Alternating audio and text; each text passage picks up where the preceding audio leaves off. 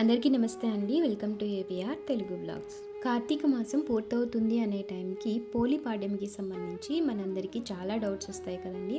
అందులోనూ ఈ సంవత్సరం మనకి పాడ్యమి తగులు మిగులు వచ్చింది. అంటే ఈ సంవత్సరం నవంబర్ 20వ తారీఖు గురువారం ఉదయం 10:35 పాడ్యమి ప్రారంభమై 21వ తారీఖు శుక్రవారం మధ్యాహ్నం 12:45 వరకు కూడా పాడ్యమి గడియలు ఉన్నాయి. అంటే మనకి గురువారం ఉదయమే పాడ్యమి గడియలు లేవు. సో ఆ రోజు మనం పోలీస్ వర్గం వదలకూడదు. శుక్రవారం ఉదయం తెల్లవారుజామున మనకి పాడ్యమి గడియలు ఉన్నాయి కాబట్టి ఆ రోజు పోలీస్ వర్గం వదలాలి. కానీ చాలామంది మంగళ శుక్రవారాల్లో పోలీస్ వర్గం వదలరండి. ఆ రోజు పసుపు కుంకుమలు కూడా వదలరు. సో అందుకని అలా ఆలోచించే వాళ్ళు శనివారం వదులుదామంటే శనివారం మనకి పాడ్యమి గడియలు లేవు, శుక్రవారం మధ్యాహ్నమే అయిపోతున్నాయి. సో ఈ డౌట్ అయితే చాలా మందికి వస్తుంది కదా. సో దీనికి సంబంధించి ఈరోజు నేను ఈ వీడియోలో చెప్తానండి. అలాగే పోలి పాడ్యమి రోజు నదికి వెళ్ళి దీపం వదలలేని వాళ్ళు ఇంట్లో దీపం ఎలా వదులుకోవాలో కూడా ఈ వీడియోలో చెప్తాను. ఈ కార్తీక మాసంలో కార్తీక పౌర్ణమి ఎంత ముఖ్యమైన రోజో పాడ్యమి కూడా అంతే ముఖ్యమైన రోజు అండి.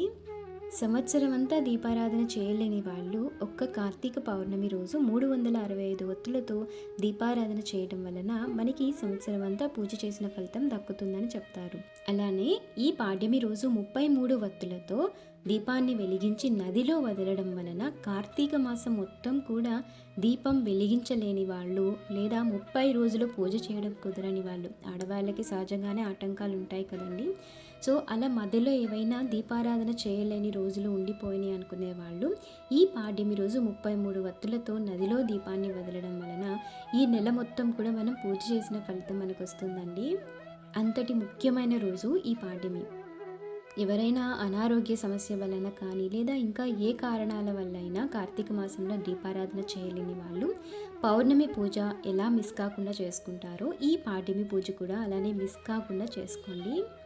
ఈ కార్తీక మాసంలో నదిలో వదిలే ఈ దీపం పోలీస్ వర్గం అని కూడా అంటారండి. ఎందుకు అలా అంటారు? దీనికి సంబంధించిన ఒక చిన్న కథ ఉందండి. నేను చాలా షార్ట్గా చెప్తాను. కార్తీక మాసం నెల రోజులు కూడా దీపారాధన చేసుకోవాలని పోలి అనే ఒక ఆవిడ అనుకుంటుంది. కానీ వాళ్ళ అత్తగారు ఎన్నో ఆటంకాలు కల్పించి ఆవిడ పూజ చేసుకోనీయకుండా చేస్తారనమాట. అయినా సరే వాటన్నిటినీ దాటుకొని ప్రతిరోజు 30 రోజులు కూడా కార్తీక మాసం నెలంతా దీపారాధన చేసి ఈ పాడ్యమి రోజు ఆవిడ ఈ దీపాన్ని వెలిగించి నదిలో వదలడం వలన ఆ కార్తీక దామోదరుడు ఈ పోలి చేసిన పూజలను మెచ్చుకొని పాడ్యమి రోజు ఆమెని డైరెక్ట్గా స్వర్గానికి తీసుకొని వెళ్ళడానికి వస్తారు. సో ఆ విధంగా కార్తీక మాసంలో దీపారాధన ఎంత పుణ్య ఫలితం ఇస్తుందో మనకి ఈ కథ ద్వారా చెప్తారు. అందుకని పాడ్యమి రోజు పోలి స్వర్గానికి వెళ్ళింది కాబట్టి దీని ఆధారంగా అందరూ దీపాన్ని వెలిగించి నదిలో వదలడాన్ని పోలి స్వర్గం అంటారండి. అంతేకాదు ఈ పోలి పాడ్యం అనేది తప్పకుండా తెల్లవారక ముందు వెలిగించాల్సిన దీపం. అంటే కార్తీక మాసంలో మనం తెల్లవారుజామున బ్రహ్మముహూర్తంలో వెలిగించే దీపం మాత్రమే కార్తీక దామోదరుడికి చెందుతుంది కదా. సో అందుకని తెల్లవారక ముందే ఈ పాడ్యమి పూజ పూర్తి చేసుకోవాలి. మనకి బ్రహ్మముహూర్తం అనేది తెల్లవారుజామున 3 గంటల నుంచి 5:30 వరకు ఉంటుందండి. ఒక 5:40 వరకు కూడా ఉంటుంది ఇంచుమించు. సో ఈ సమయంలోపే సూర్యోదయం రాకముందే ఉన్న సమయాన్ని మనం బ్రహ్మముహూర్తంగా తీసుకుంటాం కాబట్టి ఈ సమయంలోపే మన పూజ పూర్తి అయిపోవాలి. అంటే చీకట్లోనే తెల్లవారక ముందే వీలైతే 5:30 లోపే పోలీస్ వర్గానికి వదిలే పూజ పూర్తి చేసుకునేలాగా చూడండి. మరి అందరూ అయితే నదికి వెళ్ళి వదిలేవారండి పూర్వకాలంలో. కానీ ఇప్పుడు నదికి వెళ్ళి వదలడానికి అందరికీ సాధ్యపడకపోవచ్చు, దగ్గరలో నది లేకపోవచ్చు, ఇంట్లో చిన్నపిల్లలు ఉన్నవాళ్ళు కూడా ఉండొచ్చు. సో అలాంటి వాళ్ళు ఇంట్లోనే నిత్యం పూజ చేసుకుని తులసి కోట దగ్గరే పోలీస్ వర్గాన్ని వదలొచ్చు.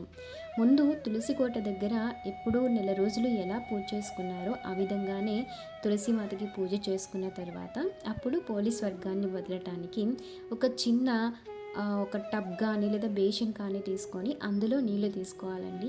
ఇక్కడ స్టీల్ వాడకూడదండి. ఇత్తడి, రాగి లేదా ప్లాస్టిక్ అయినా తీసుకోవచ్చు కానీ స్టీల్ వాడకూడదు. స్టీల్ అనేది శనేశ్వరుడికి ఇనుము సంకేతంగా చెప్తారు కాబట్టి అందుకని స్టీల్ తీసుకోకూడదు అంటారు. లేని సమయంలో తప్పదు అనుకున్న వాళ్ళు తీసుకోండి. ఇందులో మనం ఒక 70 నుంచి 80% వరకు కూడా నీటిని నింపి ఉంచుకోవాలండి.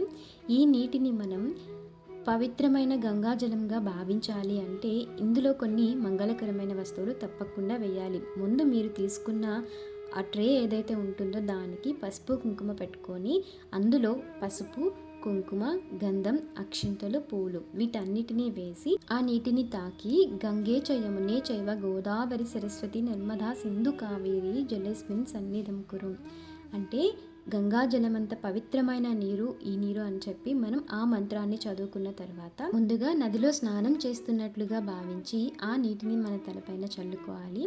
ఆ తర్వాత మనం 33 వత్తులు ఆవు నేతిలో తడిపి ఉంచుకున్న దీపాన్ని ఈ నీళ్ళల్లో వదలాలి. ఈ 33 వత్తులు చాలామంది అరటి డొప్పల్లో వదులుతారండి, లేదంటే అవి దొరకని వాళ్ళు కొబ్బరి చిప్పల్లోనైనా వదలచ్చు. మీరు దేనిలో అయినా సరే వదులుతున్నట్లయితే దానికి ముందు పసుపు కుంకుమ పెట్టడం అయితే తప్పనిసరి అండి. ఎందుకంటే అది మంగళకరమైన దీపం కాబట్టి పసుపు కుంకుమతో బొట్లు పెట్టుకున్న తర్వాత అందులో మనం పువ్వొత్తులు అంటాం కదండి, వాటిని మాత్రమే వదలాలి, మామూలు ఒత్తులు కాదు.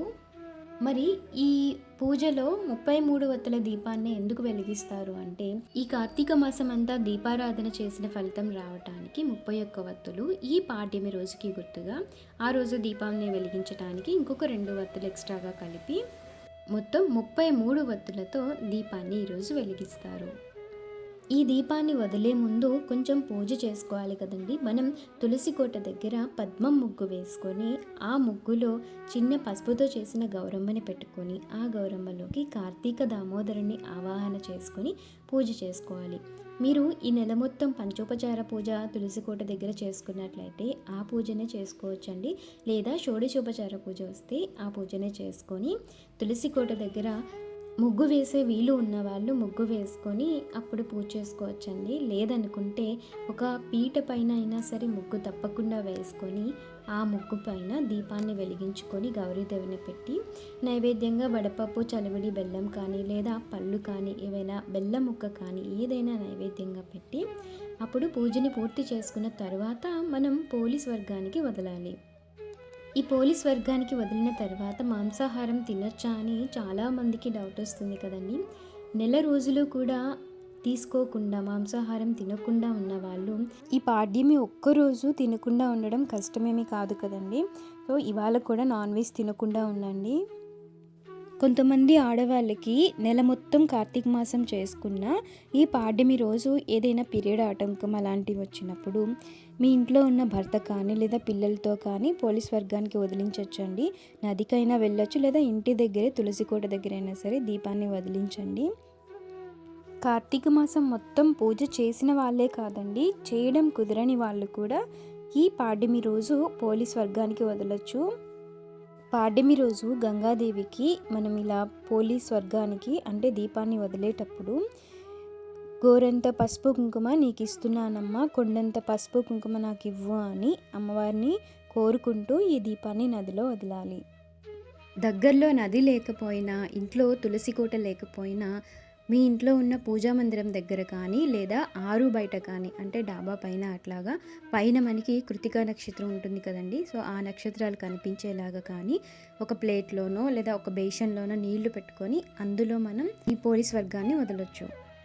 సో ఇదండి ఇవాల్టి వీడియో. చూశారు కదా పాడ్యమి పూజ ఎలా చేసుకోవాలో, దీపం ఏ టైంకి వదలాలో. ఇందులో ఏమైనా డౌట్స్ ఉంటే తప్పకుండా నాతో కామెంట్ సెక్షన్ ద్వారా షేర్ చేసుకోండి. శ్రీమాత్రే నమః.